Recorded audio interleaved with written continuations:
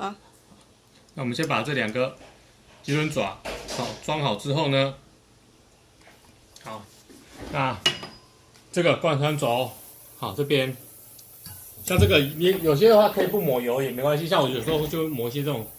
有点像固态的油脂，让它跟那个培林好中间，让它比较稍微有点那种刚好可以这样一个顺的那个方式哈进去之后嘞，好。那这个中心轴啊，一样该拆的中心轴回去之后，那中间这个垫片不要忘记了啊，这个是避免它2个培林会撞到的。那像里面呢，有些人可能想说这个是已经都是有隔开了之后就不会上油，那因为这样子可能棘轮爪声音会比较大，所以我们也是上一个比较液态的，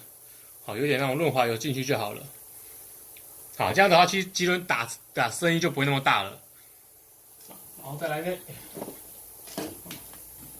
中心轴因为是有牙的，所以我们这个牙的时候也可以再上一点这个抗锁死剂也可以，或者是有些人直接上，他原厂可能也是上厌氧胶之类的都没关系。上好之后呢，好东西都进去之后，好，那最后就是把它结合了。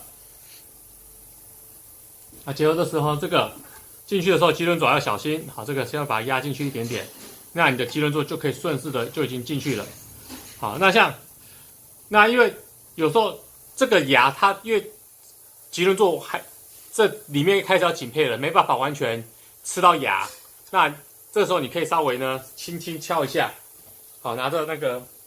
铁锤，好，轻轻这样子左右给它轻轻敲个几下，好，那敲了几下之后呢，那个牙好里面应该就吃得到了。还吃不到，再稍微，那这个就中心轴拿起来，好，轻轻的敲，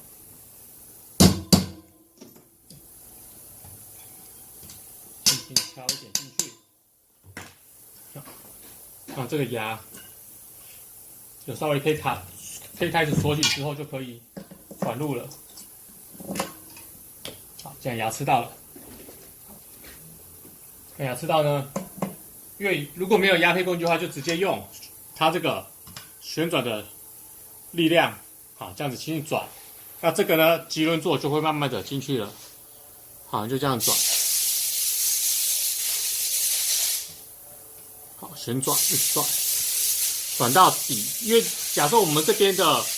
预压盖是没有调整过的话呢，那你转到底的时候，它最后也是会刚好贴住培林，好，那中心轴2只也会刚好做一个锁紧的这样子，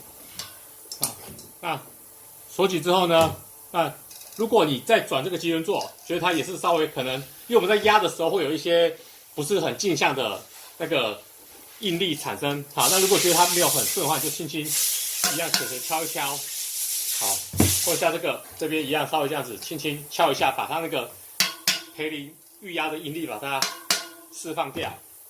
好，那时候现在这个 OK 了，那在转的时候。它就是很顺畅了，好，所以压下去，如果有点卡的话呢，这个中心轴的部分稍微左右轻敲个1-2下，好，那它就会把培林再压进去的应力给释放掉了。好，这个就是你们自己在家里装 Mavic 救星的一些程序，请看好来，谢谢。